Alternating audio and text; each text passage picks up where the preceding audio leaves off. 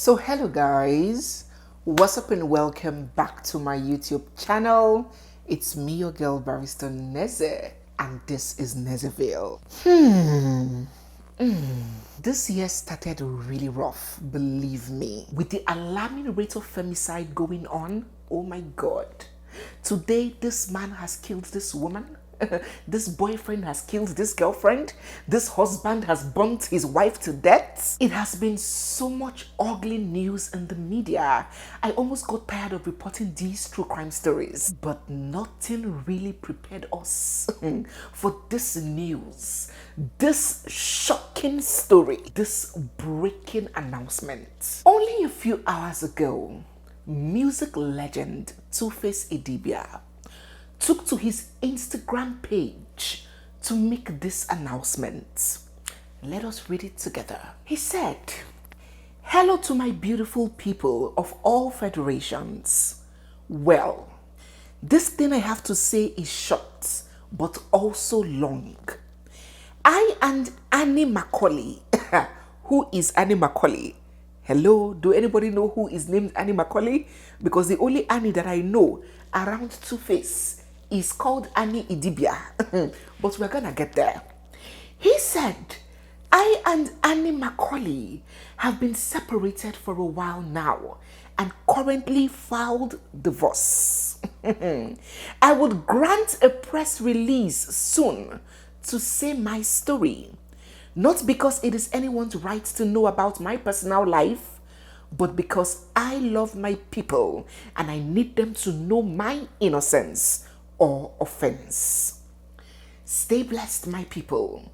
I love you all." Hey. And when we got this, we're like, hold up. Uncle, Brossier, hold it right there. Buy your break right there and right now. What is the date? What is the time? Is it April Fool yet? Is this April 1st? Uncle Innocent, you know we love you. We like your personality. We like your music. We love your humility. Man, you see this rough play? Stop it right there. While we were all confused, hitting our heads together, yes way, no way, it cannot be, it has been, we were trying to understand exactly what was going on here. And then another message from Two-Face's account, his Instagram account, popped up. He posted this, or his account posted this. "My Instagram account has been hacked. Efforts are being carried out to take back control. Hashtag one love," which is the phrase that Two-Face usually uses. One love, right? And we were like, what kind of thing is that? These hackers, people should take time, oh. Machakwanya, clean your eyes, sakwanya. We don't like this kind of rough play. We were really relieved to know that this earlier post, this earlier message of divorce was posted by hackers in their usual fashion of mischief, and all was good, well and fine in the camp of the Idibias. But we had more coming. Shortly after this disclaimer post, Two-Face himself, in body, spirit, soul and person, appeared on social media to make a personal announcement that you see that story of hackers merenka, hackers semenka, please discard it. It is me that talk it by myself. It is me that use my two koro mouth to make that announcement. Nami Taipa. He came out debunking the post of hackers and confirming the earlier posts that he and Annie are now separated and they are headed for a divorce. Yo, bless for my people. Nobody hacked my accounts. I'm here out here, yeah. Thank you very much. Bless you. Yo, my people, man. Nobody hacked my accounts. I'm going to talk with you, I want to talk. Understand? I come in peace. So obviously, he was the one that made the first post announcing that they were getting a divorce. And someone else who knows someone that has access to his socials, maybe his management team, maybe family, maybe a close friend, maybe Annie herself, who knows, somebody else in a bid to do damage control took his social media, took his Instagram, and then posted this hackers thing. But Two-Face Idibia came out with his full chest to tell us that no, hackers didn't do anything. He was the one announcing his separation from his woman of more than 20 years. And the divorce is not even completed. I don't even know whether they have instituted the action in any court. Mana Two-Face has reverted Annie back to her papa name. He has reverted her back to her maiden name, a name that she doesn't even remember when last she used it. Oh yes, he didn't address her as Annie Idibia. Of course, women still bear their husbands' names until the divorce process is concluded. But to tell you how bad things have gotten, to tell you the bitterness and the feud that must have brewed, to show you the anger and the resolve of the parties involved, Two-Face has now started addressing Annie by her maiden name, Macaulay. So anything that has to do with him, he doesn't even want it near her. Cha-cha.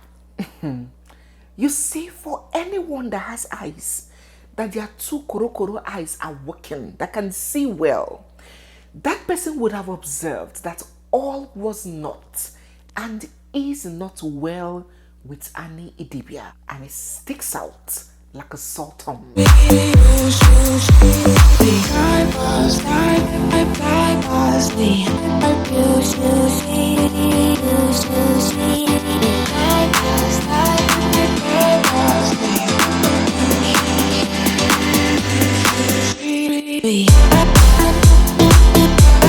The way she presents herself in recent times, the way she speaks, all jerky, fidgety, and unsettled, the uncoordinated fashion at which she carries herself. And I'm not saying this from a place of despite, I'm saying it from a pure place of observation, because she is a lady that I have known. I have seen her severally personally, so I have an idea of what she was back then and how she is right now. Her mode of dressing, her courage, her confidence, it is very apparent that Annie has not been quite the Annie that we knew back in the day. And even in this show that is blowing up social media now, I think it's called Young, Famous and African, right?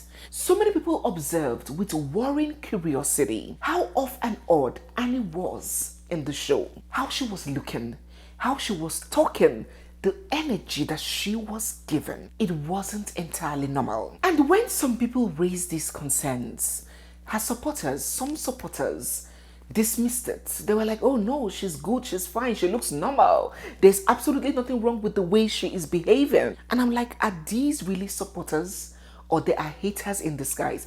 Because if I come on here, you guys know how I talk, you know how I look, you know how I present myself.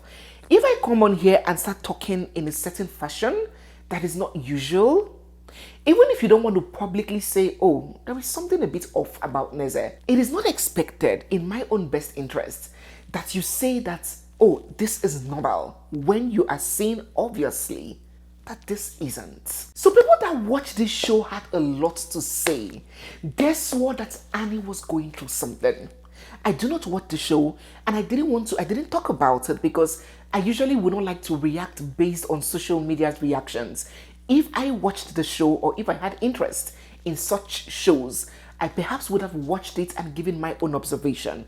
But I didn't watch and I didn't talk because I didn't want to create a sensation based on other people's opinions. So I kept quiet.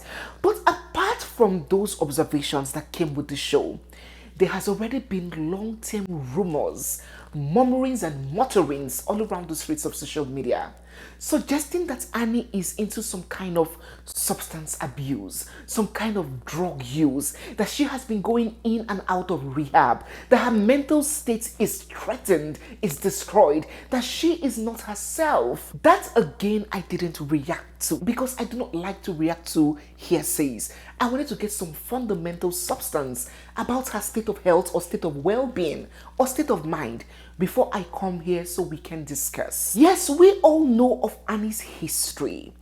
Her history with her relationship and her marriage with Two-Face Idibia. It is not a thing to be hidden. It's of public knowledge. I didn't hack into her phone to find out. These are information that were brought out to the public, and whatever is brought out to the public is open for public scrutiny, right?